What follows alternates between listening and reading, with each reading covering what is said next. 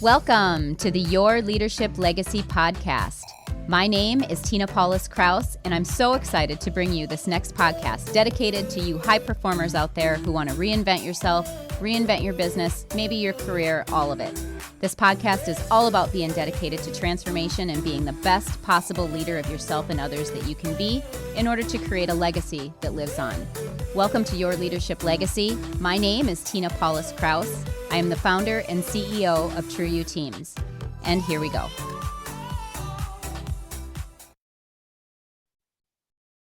Hey everyone, my name is Tina Paulus-Krause, and we are back at Your Leadership Legacy for another amazing interview. I'm super excited because today we have Dr. Maurice Springer with us, and I am so excited to introduce him. Hi Mo, how are you? I'm doing well. Thanks for having me. Good. Absolutely. Welcome.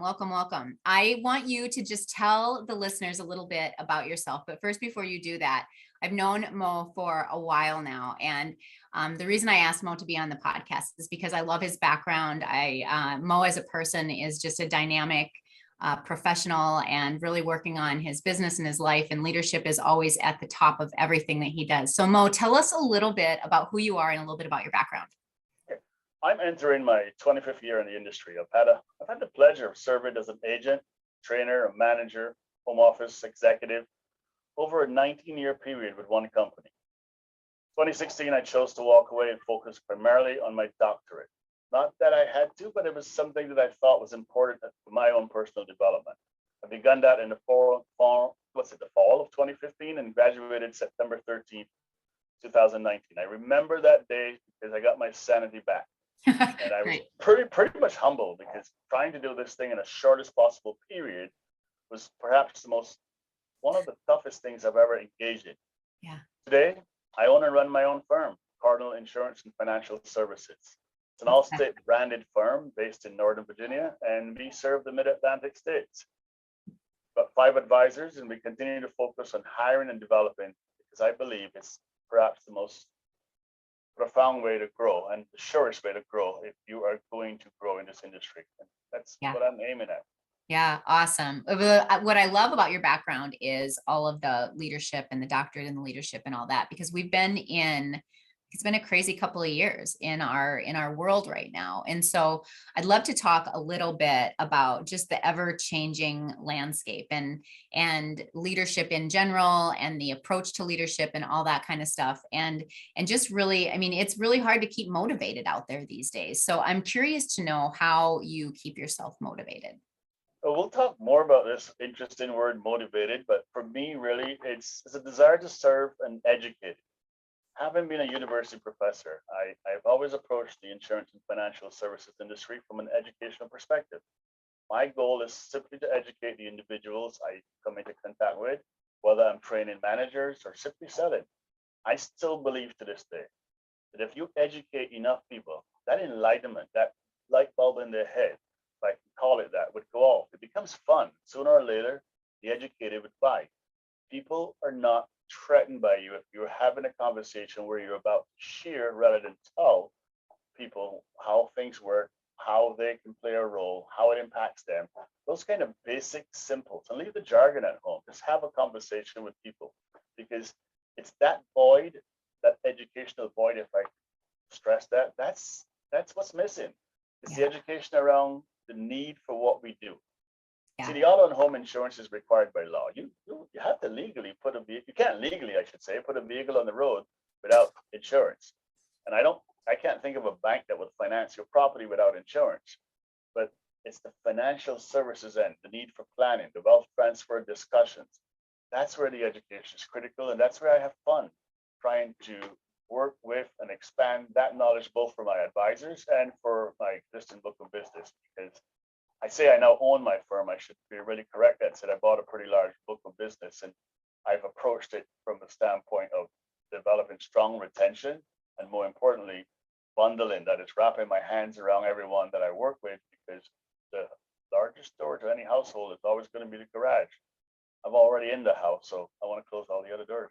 Yeah, absolutely. I love what you say about education, right? Because I think sometimes the intention when we're in sales is the intention is the sale.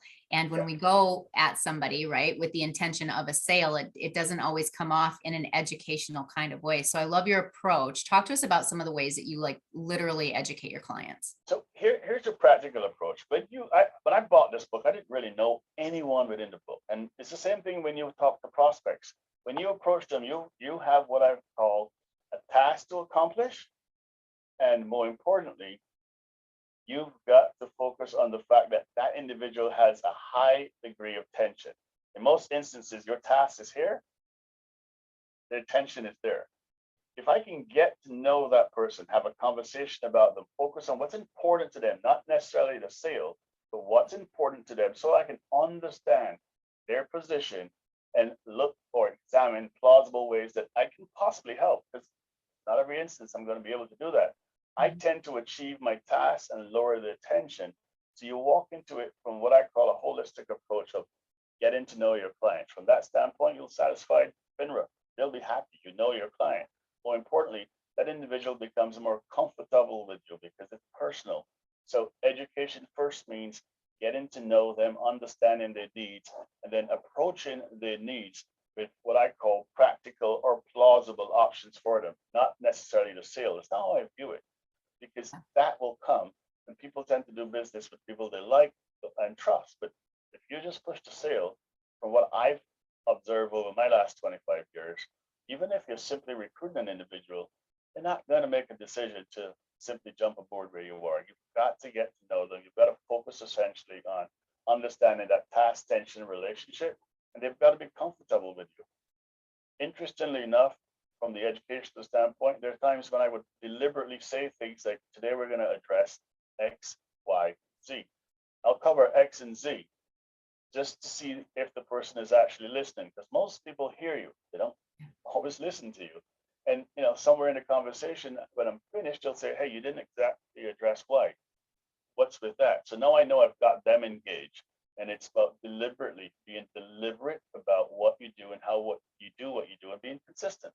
Yeah, I love that. How, if I'm an agent or if I'm a salesperson and I'm out and I'm doing my sales role, and I'm used to that old kind of school way of I'm going to come to you with an intention to sell. How do I even start? Because I want everybody that's in sales to go back and listen to what you just said a second time. But how do I even start to get there? How do I change my mindset from that intention of a sale to the intention of, no, I'm here to serve and educate? That's an interesting question. It will work for some, it will not work for all, because I tend to like to develop new people. It's an environment I was brought up in where I brought new people into the industry. I was able to shape and mold and develop them, and some of them became very successful. I'm always skeptical about the established, but I believe everyone can learn and change. In past life, I would say to individuals, we have a couple options here. The system isn't on trial, you are. We have to adapt. And for those that don't adapt, I simply make them available to industry. That's an easy path for me. But here's what you need to start doing if you're looking at the educational approach versus the sell approach. Listen to yourself. When you go out, before you go out, have a role play session. Most people hate this approach, but listen to yourself. Videotape yourself. I did that when I walked into this end of it, trying to understand and learn more about the P&C end of it. I still have the video camera. I still use it with all my staff. But more importantly, when I sit down to do it, I'm doing it with them. I'm not the guy sitting there, and they get a chance to say and comment on things about what I say and how I say what I say and my expressions. I know I speak really quickly, but hey, I am a foreigner. I tend to. Yeah. Those are the things that they tend to bring up constantly, but they like the emotion, the empathy. Listen to yourself and then ask yourself the question, would I buy from me? Or did I get my point across? Is there a different way I can say it? Because you got to start listening to yourself to move from one phase of selling, the other phase of learning, educating, understanding, and perhaps, like most quality physicians, prescribing. Because if you walk into the relationship with a diagnosis without first understanding what it is they need, we're not going to get very far. And if you do, simply take someone like me who is going to listen to them, where I can move that business away. You're not, if you're churning it, it goes in their front door, comes out your back, because you haven't established that relationship, it becomes a challenge to grow. Yep, absolutely. So in today's environment, with the chaos and the everything going on in the world and noise, and we have information coming at us from all different directions, one of the things that I think is pretty amazing about you is the consistency piece of it. You have this amazing consistency. And so talk to us a little bit about how that consistency, like what is that, how did you get that consistency in your business, and how do you like keep that going every single day? Because consistency is key, right? Yeah, definitely. Yeah. This is from my upbringing. I still use and employ sometimes even the literal terms from my former company. I mean, I spent 19 years there. They mold me into who I am. At one point in time, I was instrumental in developing modules that other individuals could use, both at an agent level and a management level. But the consistency comes from practice. And it comes for me, especially from the role play that I do with my staff. I've got to be able to teach an individual that he or she's got to apply an approach consistently over and over again, and be willing to have it critiqued without being offended before they can look to what I call personalizing it. You've got to memorize it first before you can personalize it. Because if it was you would be on top of the world. You'll be the MDRT. So why would I not use the systems and processes of those individuals who've been successful, who've come before me, that I can literally employ? And I tend to memorize them before I decide to personalize them. And I drill that down into my staff. If I go back to a planning perspective, it's about making a conscious decision to be consistent and deliberate in what you do. If you're not conscious of it, tends to get away from you. Yeah, definitely. And one of the things that I think is so amazing about you and your business is that you do a really great job of the systems, like documenting the systems and the processes behind the scenes. So talk to us a little bit about that when it comes to teamwork, and about keeping your team, and I'm not going to say motivated, but about keeping your team inspired to moving forward, because that's a thing. And the systems and the processes behind the scenes are super important. Two interesting things. Let's talk about this whole memorization first, and trying to reinvent the wheel. I tend to use the processes and systems of individuals who are successful. And it's funny, you mentioned the word motivated, and I know I've said this to you over and over again. I personally prefer inspired. Yep. Because if you motivate an idiot, at the end of the day, all you have is a motivated idiot, and that can be dangerous. But if I can inspire a person into action, they tend to learn more, they tend to get better or more empowered, so to speak. So for me, it's looking at and understanding first and foremost what it is that my staff are looking for. Same thing with my agents, from a development standpoint, from a learning standpoint, from a consistency standpoint. Because development, I need to understand what it is that they're trying to accomplish and how can I help them get there, whether you're staff or you are an employee. From a consistency standpoint, I've got to have a degree of consistency within the office, because I can't say one thing and then do something else, particularly if we sit and listen to each other making phone calls. In today's world, a lot of our meetings are either phone calls or Zoom meetings. And then the other piece of it is, how do I move to the next level? And what am I going to do to help them move to the next level? I run what I call, from a motivational standpoint, just to make fun of your word, I run interesting competitions in the office where I'm actually a part of the competition. And if they win, they get paid in whatever manner they choose to. By the same token, if they lose, I expect to get paid. And I get to choose how.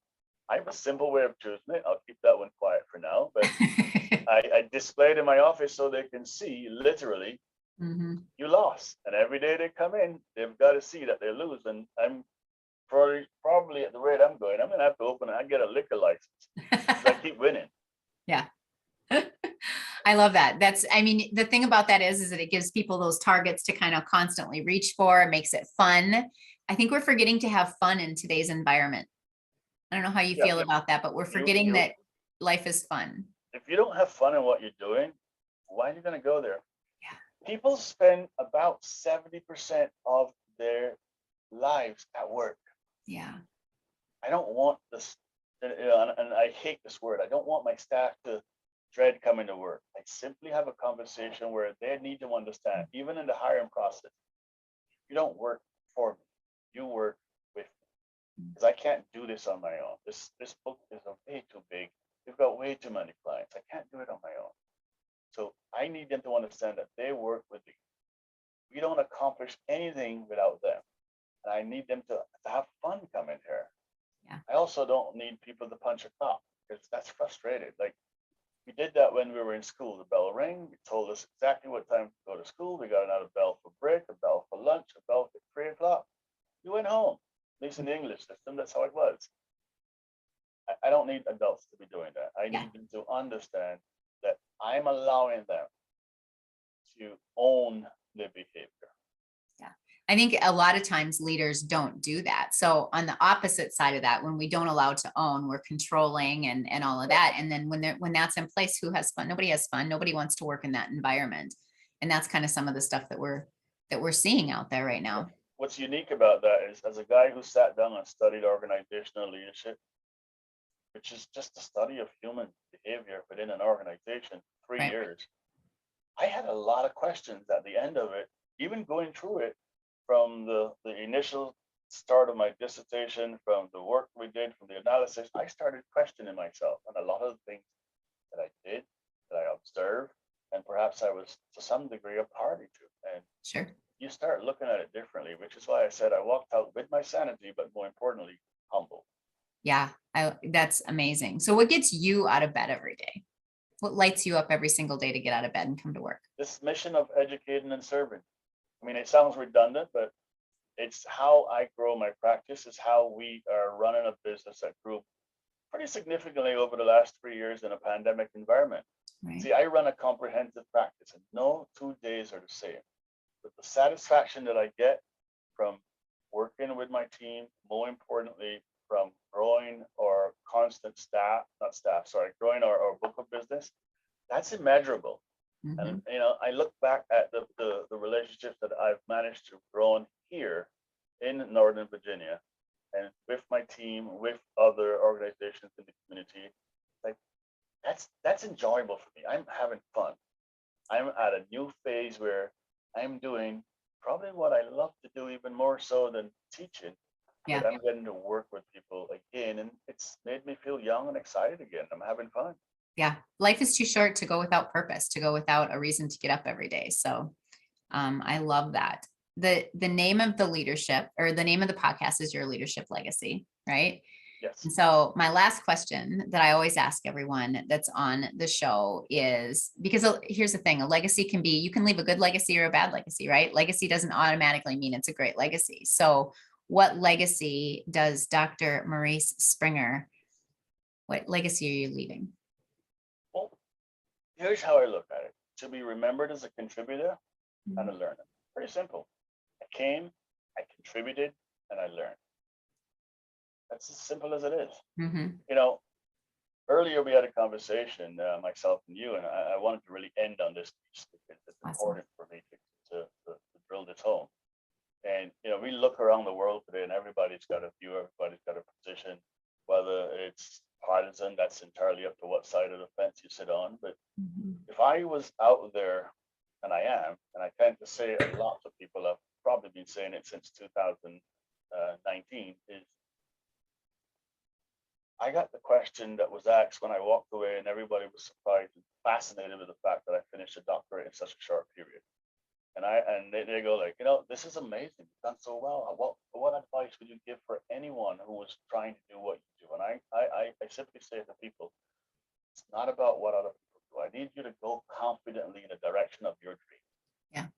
Live the life you imagine. Don't just fly. Rise. Yeah.